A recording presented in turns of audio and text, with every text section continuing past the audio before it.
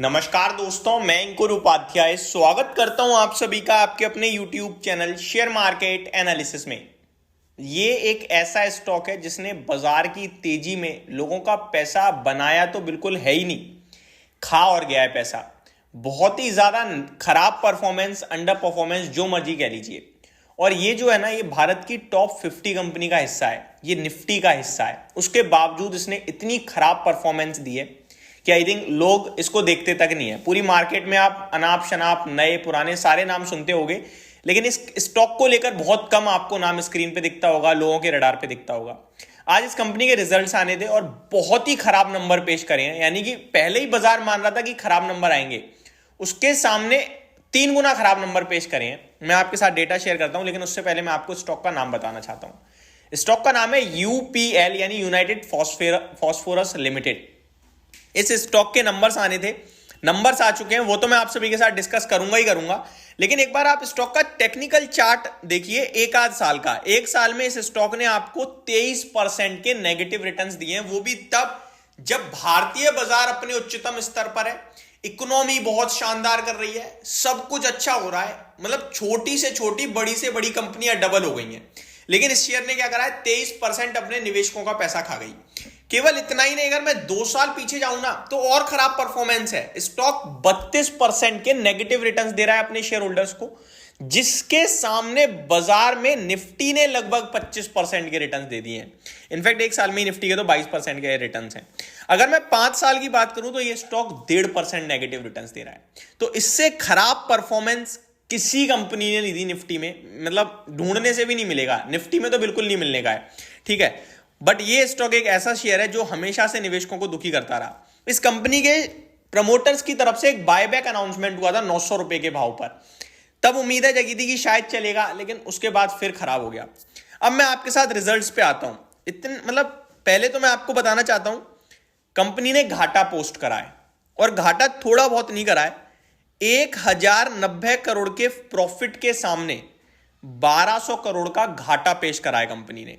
यानी जितना मुनाफा था उससे ज्यादा घाटा पेश करा है। बाजार अनुमान लगा के चल रहा था कि 500 करोड़ का घाटा आएगा, एग्जैक्टली 480 करोड़ के अनुमान था मार्केट का। लेकिन कंपनी ने कहा ना, हम तो ज्यादा देंगे। 1217 करोड़ का घाटा दिया है कंपनी ने। एक एक्सेप्शनल आइटम भी है 170 मिलियन, यानी 17 करोड़ का, उसको भी हटा दूं तो भी 1200 करोड़ का घाटा। ये अपने आप में बहुत बड़ा नंबर हो जाता है। मेरे को नहीं लगता कि कोई भी रिबाउंड इस स्टॉक में ऐसे नंबर्स के बाद आएगा, और अगर आया तो उसके पीछे एक ही रीजन हो सकता है, वो भी मैं डिस्कस करूंगा। पहले आगे नंबर्स बताता हूं। रेवेन्यू यानी टॉप लाइन जो होती है ना कंपनी की, देखो कंपनी मुनाफा बना रही है नहीं बना रही है वो एक अलग बात है, लेकिन कंपनी काम कैसा कर रही है वो हमें पता चलता है रेवेन्यू एबिटा से, यानी ऑपरेशनल बेसिस पे। अब कोई पर्सन है, अपने कस्टमर गेन करना चाह रहा है या फिर अपने काम को स्केल करना चाह रहा है, बढ़ाना चाह रहा है, तो वो क्या करेगा? अगर चीज को 10 रुपए में बना रहा है तो या तो वो 11 में बेचेगा, 10 में बेचेगा। हो सकता है लेबर कॉस्ट लगा के उसकी 9 रुपए की वैल्यू आ रही हो, तो घाटा दिखेगा आपको प्रॉफिट में, लेकिन सेल तो वो करने की कोशिश कर रहा है ना, कस्टमर्स को तो कैटर कर रहा है ना। तो ये होता है। तो इस कंपनी ने तो रेवेन्यू भी खराब करा है, यानी कि ऑपरेशनल से लेकर नीचे फाइनल तक सब खराब हो रहा है। टॉप लाइन बॉटम लाइन दोनों खराब हो रही है। कंपनी का रेवेन्यू 13,700 करोड़ के सामने 9,880 करोड़ पे आया है। बहुत बड़ा कट है, ये छोटा मोटा कट नहीं है। एबिटा देखोगे अगर आप, कामकाजी मुनाफा, तो ये वही जो मैं अभी बात कर रहा था ऑपरेशनल बेसिस पे, 3,000 करोड़ के सामने 200 करोड़ का एबिटा आया है। अब आप देख लो कि किस हिसाब से गिरावट है।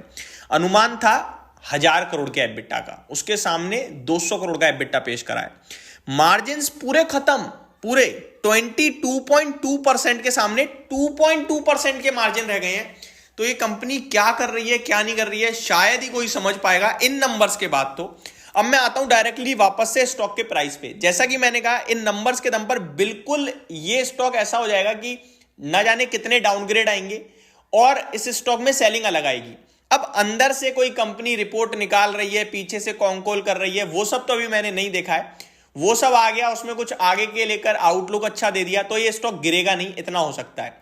और अगर ऊपर चला गया, इनकेस यूटर्न मार दिया स्टॉक ने, मतलब रिजल्ट्स के विपरीत ट्रेड कर रहा है, तो भैया एक ही चीज मान लेना कि शेयर बहुत टूट गया है और प्रॉफिट उतना नहीं टूटा है जितना स्टॉक टूट गया है। यही रीजन हो सकता है, बट मेरे को नहीं लगता कि कोई रिबाउंड आना चाहिए इस स्टॉक में ऐसे नंबर्स के बाद। बेहद खराब नंबर है। निवेशकों से सिर्फ एक ही बात बोलूंगा कि बिल्कुल एवरेज मत करना, बॉटम फिशिंग मत करना। ये स्टॉक जब तक 610 के ऊपर निकल के क्लोजिंग नहीं देता है तब तक तो स्टॉक की जिंदगी खत्म दिख रही है मेरे को। बाकी कंपनी बहुत बड़ी कंपनी है, एग्रोकेमिकल के मामले में भारत की आई थिंक सबसे बड़ी है या दूसरे नंबर पे है। केवल भारत में ही नहीं, ग्लोबल मार्केट्स में इसकी बहुत अच्छी प्रेजेंस है, बट उसके बावजूद ऐसे नंबर समझ में नहीं आ रहे क्या हुआ है क्या नहीं हुआ है। तो ये मेरी तरफ से आपके लिए एक डिटेल वीडियो थी यूपीएल के स्टॉक के रिजल्ट्स के ऊपर। होप आपको सारी चीजें समझ में आ गई होंगी अच्छे से। Thank you so much for watching this video. Have a great day guys.